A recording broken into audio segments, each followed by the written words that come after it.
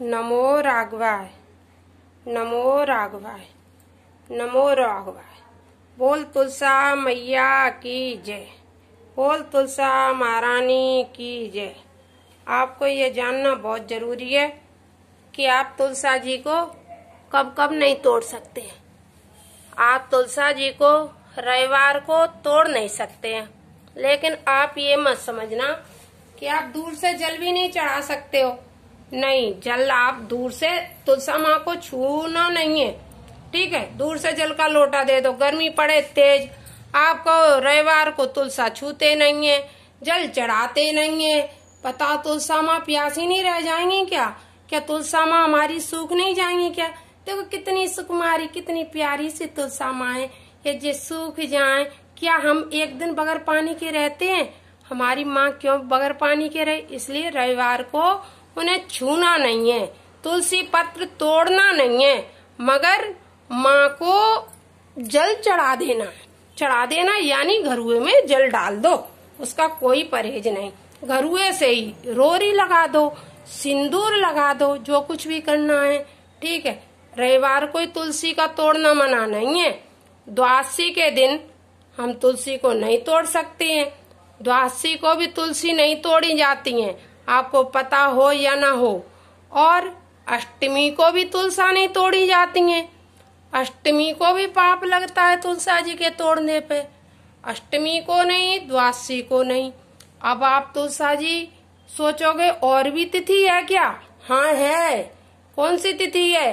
अमावस्या को तुलसा जी कभी नहीं तोड़ते हैं।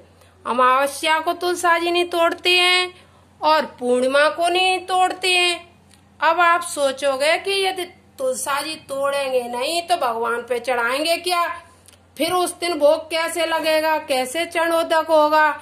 और बताओ, फिर तो भगवान भगत तुलसा जी के रह जाएंगे। लेकिन ऐसा नहीं है, थोड़ा सा तो कुछ परिश्रम करना पड़ता है। जब अपन भगवान को घर में रखेंगे तो भगवान को भी भूखा नहीं रख सकती हैं। तुलसी माँ को बगैर जल के नहीं रख सकते हैं। तुलसी माँ को जल देना होता है, ठाकुर जी को भोजन देना होता है। तो हमारे ठाकुर जी के भोजन के लिए हम तुलसी जी जो है ना, उनको तोड़ के और शनिवार को रख लो, अमावस्या से एक दिन पहले रख लो, पूर्णमासी से एक दिन पहले रख लो, इस तरह से रख लो। यह तुमको याद नहीं रहती है तो सरल सा उपाय बता दें आपको।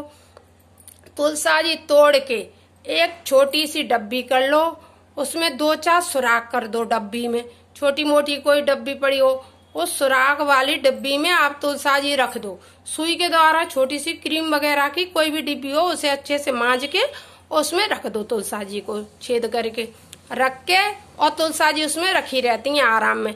अगर बाई चांस आप याद भूल जाएं शनिवार को या पूर्णिमा से पहले, अमावस्या से पहले, अष्टमी से पहले, जिस दिन भी आप याद भूल जाएं, उस दिन तुलसा जी में को उस डिब्बी में से निकाल लो, फ्रिज में से, और हमारे भगवान के चरणों में भी चढ़ा दो, उनके भोग में भी डाल दो, चरणोदक में भी डाल दो और उपयोग कर लो।